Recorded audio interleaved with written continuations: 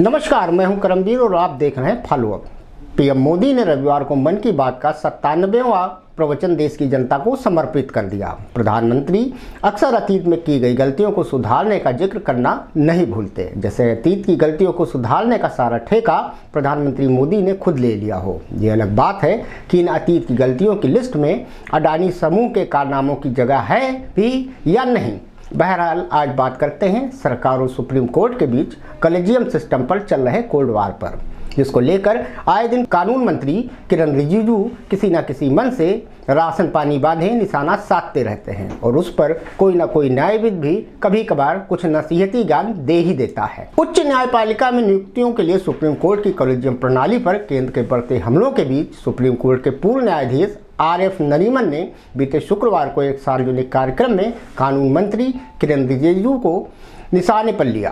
गौरतलब है कि वे खुद अगस्त 2021 में सेवानिवृत्त होने से पहले कॉलेजियम का हिस्सा रहे हैं। नरीमन ने रिजिजू की सार्वजनिक टिप्पणियों को निंदनीय बताते हुए कानून मंत्री को याद दिलाया कि अदालत के फैसले को स्वीकार करना उनका कर्तव्य है, चाहे वह सही हो या गलत। उपराष्ट्रपति जगदीप धनखड़ का नाम लिए बिना नरीमन ने उन पर भी निशाना साधा। गौरतलब है कि धनखड़ संविधान के बुनियादी ढांचे के सिद्धांत पर सवाल उठा चुके हैं।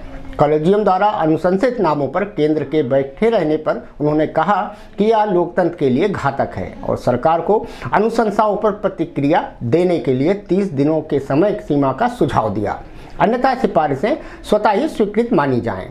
अब जिक्र करते हैं सिलसिलेवार तरीके से कानून मंत्री किरण रिजिजू के उन बयानों की जिसके द्वारा वो कॉलेजियम सिस्टम के बहाने सुप्रीम कोर्ट पर हमलावर रहते हैं, जिसका उल्लेख कांग्रेस नेता राहुल गांधी भी अपने प्रेस कॉन्फ्रेंस में अक्सर करते हैं।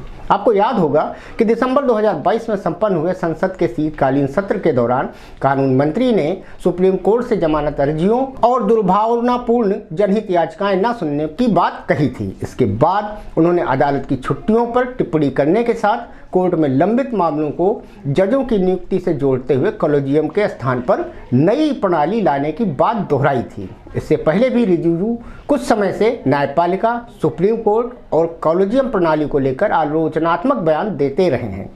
नवंबर 2022 में किरण रिजिजू ने कॉलेजियम व्यवस्था को अपारदर्शी और एलियन बताया था। उनकी टिप्पणी को लेकर शीर्ष अदालत ने नाराजगी भी जाहिर की थी। सुप्रीम कोर्ट की कॉलेजियम की विभिन्न सिफारिशों पर सरकार के बैठे रहने संबंधी आरोप पर प्रतिक्रिया देते हुए रिजिजू ने कहा था कि ऐसा कभी नहीं कहा जाना चाहिए कि सरकार फाइलों पर बैठी हुई है। नवंबर 2022 में ही सुप्रीम कोर्ट ने भी कहा था कि सरकार का कॉलेजियम द्वारा भेजे गए नाम रोके रखना अस्वीकार है। कॉलेजियम प्रणाली के बचाव में इसके बाद CJI DY चंद्रचूड़ ने कहा था कि संवैधानिक लोकतंत्र में कोई भी संस्था परफेक्ट नहीं है। इसके बाद दिसंबर 2022 में सुप्रीम कोर्ट ने कहा था कि न्यायाधीशों की नियुक्ति की कॉलेजियम प्रणाली इस देश का कानून है और इसके खिलाफ टिप्पणी करना ठीक नहीं।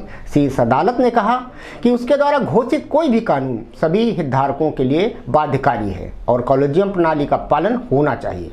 वहीं इसी महीने की शुरुआत में रिजिजू ने CJI DY चंद्रचूड़ को पत्र लिखते हुए कहा था कि केंद्र सरकार के प्रतिनिधियों को सुप्रीम कोर्ट के कॉलेजियम और राज्य सरकार के प्रतिनिधियों को हाई कोर्ट के कॉलेजियम में जगह दी जानी चाहिए। विपक्ष ने इस मांग की व्यापक तौर पर निंदा भी की थी।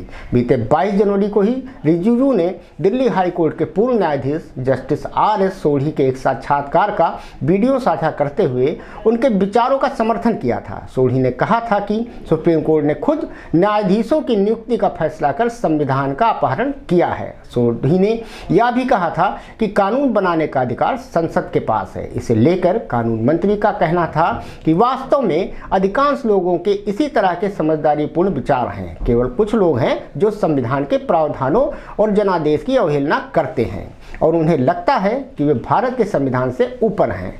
वहीं उपराष्ट्रपति जगदीप धनखड़ भी रिजिजू की तरह ही न्यायपालिका पर बीते कुछ समय से हमलावर हैं।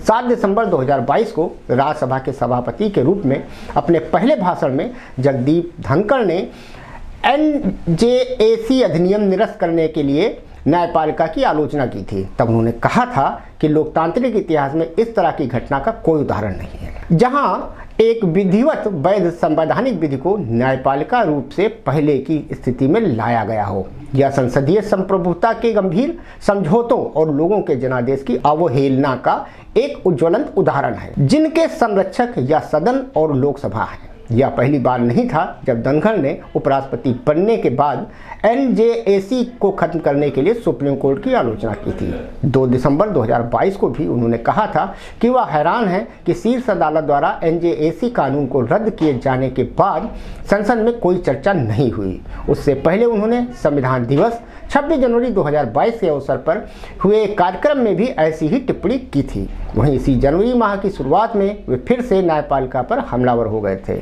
और 1973 के केशवानंद भारती फैसले को गलत परंपरा करार दे दिया था।